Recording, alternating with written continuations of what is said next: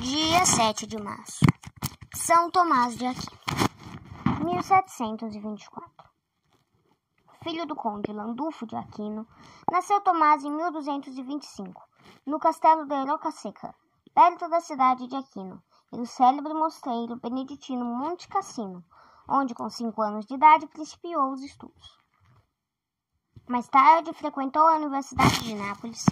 Em 1243, bem contra o gosto da família, pediu admissão na Ordem de São Domingos. Para livrá-lo das importunações dos parentes, os superiores da ordem mandaram-no para Paris. Os irmãos, porém, opondo-se tenazmente a esta determinação, levaram-no a viva força para o castelo de San Giovanni, onde passou 1 ano, até que adquiriu a liberdade, devido à intervenção da mãe. De Paris passou à Colônia, onde ouviu as preleções da filosofia e teologia do célebre dominicano, Alberto Magno. Mais tarde o vemos em Paris, na qualidade de leitor, e obedecendo ao chamamento dos papas Urbano IV, Clemente IV e dos superiores. Lecionou teologia em Roma, Bolonha e Nápoles.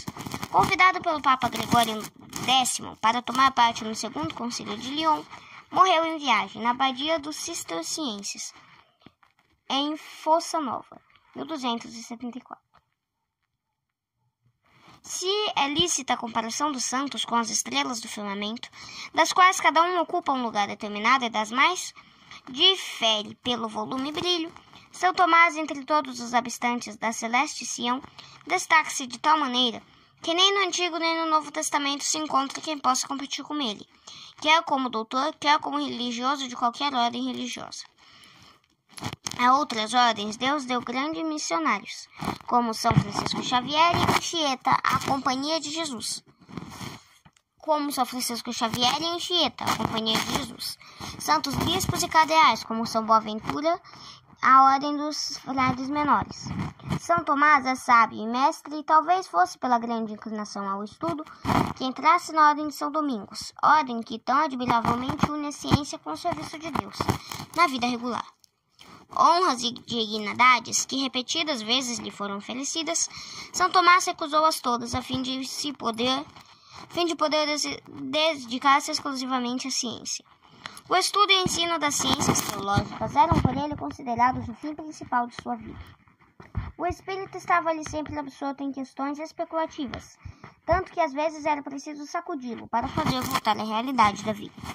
Assim se explica um fato que se deu com o santo, quando em certa ocasião se achava à mesa de Luís, o santo, em Paris.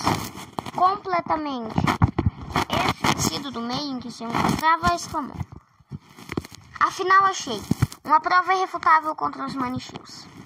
A vida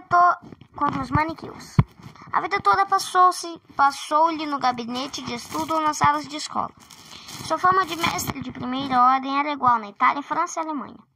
Dotado de talento fora de comum, dedicava-se ao estudo e ao ensino com um zelo que causava admiração a todos.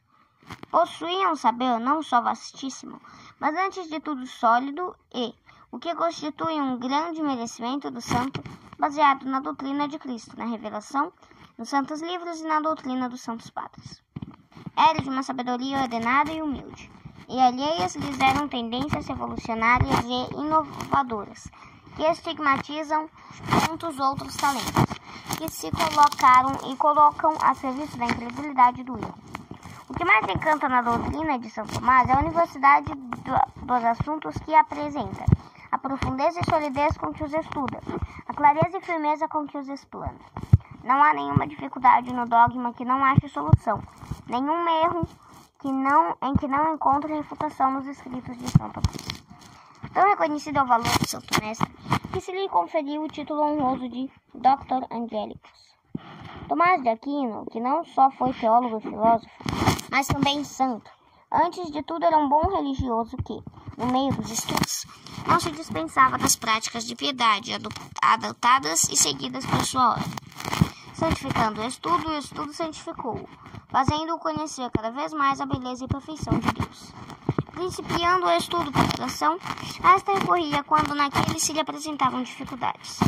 Foi ele mesmo que confessou ter aprendido muito mais ajoelhado ao pé do crucifixo que curvado sobre os livros. A ciência aliava-se uma humildade que a todos edificava. Não havia companheiro mais dedicado que Frei Tomás, que na comunidade era modelo de paciência, mansidão e alegria espiritual. A uma acusação malévola que se lhe fez, para depreciar-lhe o grande talento, respondeu com a maior equidade: deve ser assim mesmo, porque me vejo na necessidade de estudar sempre. A bondade de coração, a piedade sólida e profunda, o belo talento na poesia manifestaram-se-lhe nas relações com uma irmã e uma sobrinha, que tomaram o véu, e na sua amizade a Reinaldo, seu companheiro e secretário, nas predicas no ofício do Santíssimo Sacramento, composto por ordem do Papa Urbano IV. Neste belíssimo ofício, Teresa teólogo, Patrícia bibliólogo e poeta. A fé, o amor e o entusiasmo pelo maior dos sacramentos, aliás, a expressão mais concisa, mais perfeita e mais poética. Todos os anos, na oitava do Corpo de Deus, ressoam jubilosos nas cátedras e igrejas do mundo inteiro os versos inspirados do hino Lauda Sion, hino de beleza incomparável. Não há cristão que não conheça o tanto mergo, que se canta por ocasião da bênção do Santíssimo Sacramento. Hino tão simples, tão singelo e, no entanto, como nenhum outro expressivo. A obra monumental que concretiza toda a doutrina, a obra em que São Tomás depositou a riqueza e vastidão do seu saber, é a Suma Teológica. Obra que, como as majestosas catedrais góticas daquele tempo, se eleva acima de todas as elaborações cogeneres. É de admirar que Frei Tomás fosse considerado a luz do seu século? É para se admirar do afã com que as primeiras universidades lhe disputavam a cadeira. Os contemporâneos tecem os maiores elogios, preconizando-o de primeiro mestre, depois de São Paulo e Santo Agostinho. Frei Tomás gozava de declarada simpatia dos papas Urbano IV, Clemente IV e Gregório X. E São Luís VI da França pediu-lhe conselho nas questões políticas mais intricadas. De nada valeria tudo isto se Deus mesmo não tivesse distinguido seu servo com sua amizade. Em 1273, estava Tomás em Nápoles, a escrever a última parte da Suma Teológica. Quando Deus o distinguiu com uma visão, ele dirigiu estas palavras: escreveste muito bem de mim, Tomás. Que recompensa desejas ter? Tomás respondeu: nenhuma, a não ser a ti mesmo, Senhor. Depois desta visão, lhe sobreveio um tédio tal que não se animou a completar a obra. Em comparação ao que tinha visto em Deus, todas as suas obras se lhe afiguravam mesquinhas e de nenhum valor. A morte do grande mestre encheu de luto o mundo cristão inteiro. Todas as universidades lhe dedicaram honrosíssimos epílogos, e a de Paris, que mais dolorosamente experimentou a falta do mestre, pediu para si a exímia honra de possuir os restos mortais do santo doutor. As obras, quanto mais se lhe espalhavam, mais admiradores encontravam. A igreja mesmo as reconheceu e a recomendou. Foi a Suma Teológica de São Tomás que já 2 vezes reconduziu o mundo científico das veredas do erro ao caminho da verdade, e nele o conservou. Uma vez no século XVI, e outra em nossos dias, quando Leão XIII apresentou seu autor como padroeiro de todas as escolas católicas. Maior honra a igreja não podia conferir ao humilde dominicano, posta de lado a canonização, que, como fez por ocasião do grande Conselho de Trento, colocar no altar a Suma Teológica, ao lado da Sagrada Escritura. Com a morte de Tomás de Aquino, começou-lhe também a veneração, que chegou à culminância na canonização, e efetuada em 1323 por João XXII, e a elevação à honra de doutor da Igreja, 1567, por Paulo V. Os restos mortais do grande santo descansam em cruz. Reflexões.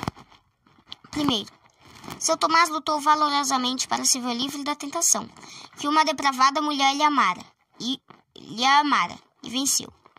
Oxalá este tempo tivesse imitação da parte daqueles que se veem em condições idênticas. Se a pessoa tentada e perseguida recorresse à defesa natural que todos têm de gritar e chamar por socorro, a vitória seria certa, e o tentador não mais se atreveria a levar adiante a velocidade.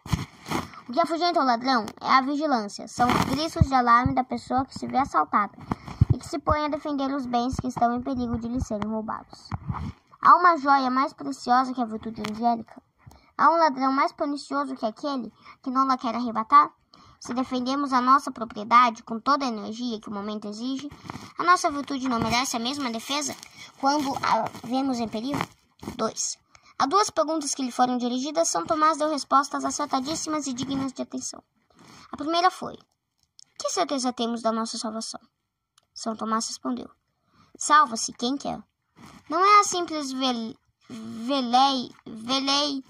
veleidade, uma vontade vaga, indecisa que nos dá a salvação, mas a vontade firme e resoluta, que se impõe às nossas paixões, fazendo-as calar, é que nos põe no caminho da virtude e da observação da lei de Deus. A segunda pergunta foi: como é possível viver santamente no meio dos perigos deste mundo?